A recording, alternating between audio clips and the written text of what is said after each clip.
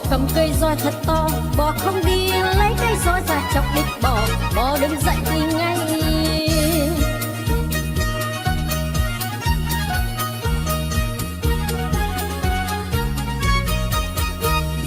Đi chân bò cầm cây roi thật to, bò không đi lấy cây roi ra chọc đít bò, bò đứng dậy đi ngay.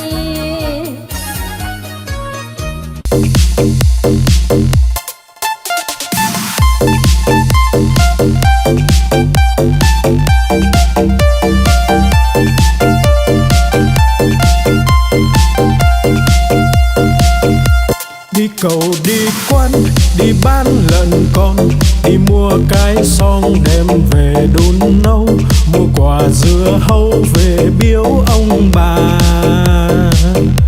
mua một đàn gà về cho ăn thóc, mua lược chải tóc, mua cặp gội đầu, đi mau về mau kẻo trời sắp tối.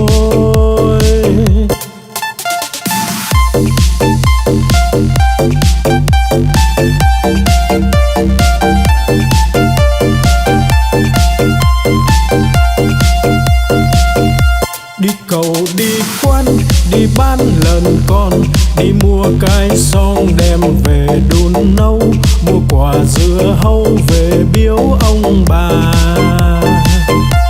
mua một đàn gà về cho ăn thóc, mua lược chải tóc, mua cặp gội đầu, đi mau về mau kẻo trời sắp tối.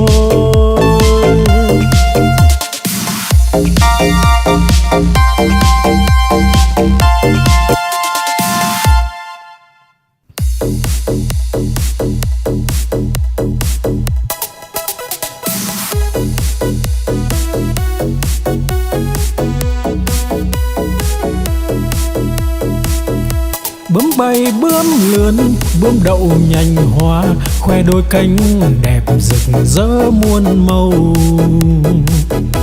Bướm bay bướm lượn, bướm đón mùa xuân, vàng xanh đỏ tím, bướm bay dợp trời.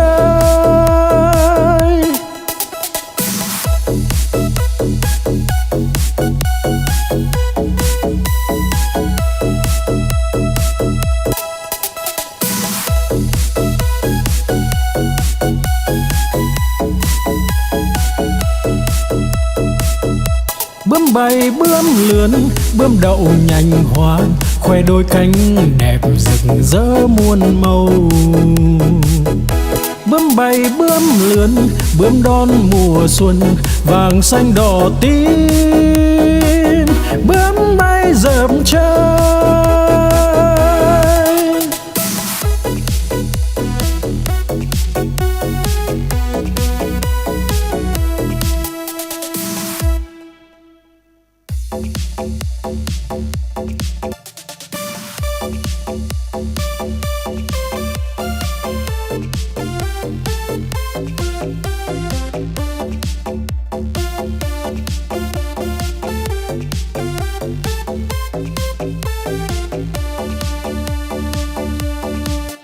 Con cua mà có hai càng, đầu tai không có bò ngang cả đời.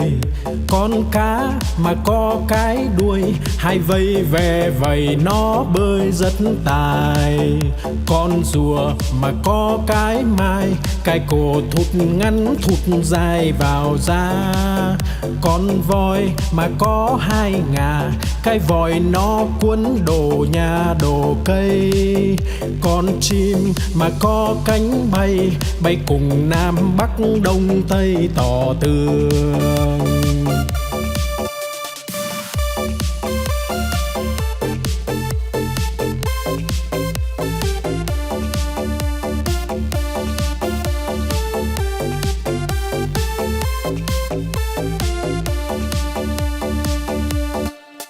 Con cua cua mà có hai càng, đầu tai không có bò ngang cả đời. Con cá mà có cái đuôi, hai vây ve vầy nó bơi rất tài. Con rùa mà có cái mai, cái cổ thụt ngắn thụt dài vào da. Con voi mà có hai ngà, cái vòi nó cuốn đổ nhà đổ cây.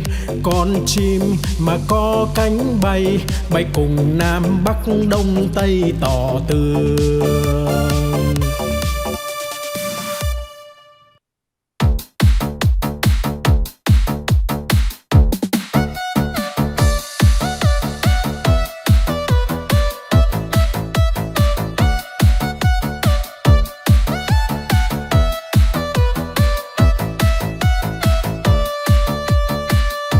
No lòng phĩ dạ là con cá cơm, không ướp mà thơm là con cá ngát. Liệng bay thoăn thoắt là con cá chim, hột cẳng chết chìm là con cá đuối. Nhiều năm nhiều tuổi là cá bạc đầu, đủ chữ đủ câu là con cá đối. Mai nở tàn tối là con cá hoa, trắng muốt làn da là cá út thịt. Lưng dài hẹp nách là cá lòng tong, ốm yếu hình dung là con cá nhái.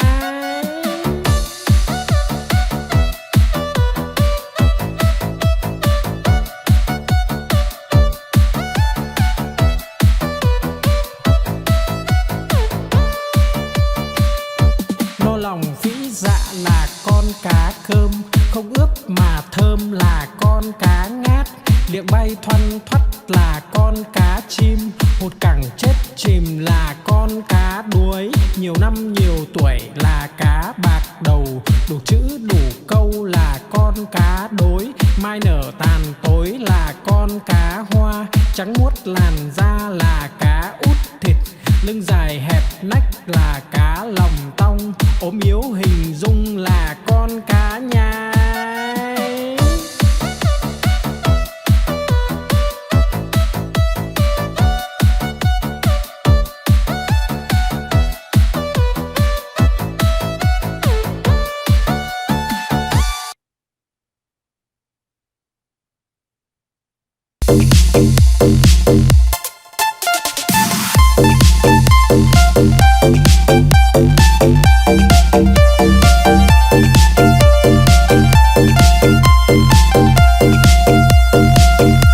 Đi cầu đi quán, đi bán lợn con, đi mua cái xong đem về đun nấu.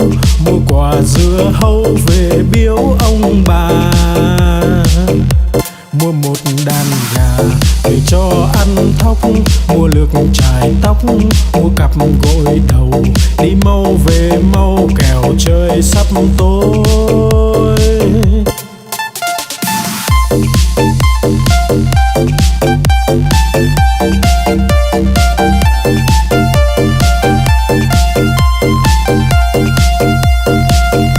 Đi cầu đi quán, đi bán lợn con, đi mua cái xong đem về đun nấu. Mua quả dưa hấu về biếu ông bà, mua một đàn gà về cho ăn thóc, mua lược chải tóc, mua cặp gội đầu.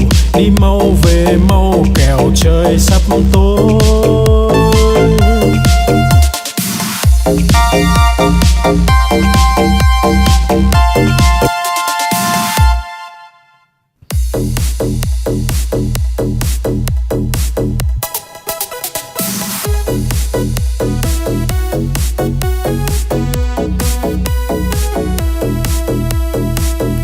Bướm bay bướm lượn, bướm đậu nhành hoa, khoe đôi cánh đẹp rực rỡ muôn màu. Bướm bay bướm lượn, bướm đón mùa xuân, vàng xanh đỏ tím. Bướm bay dợp trời,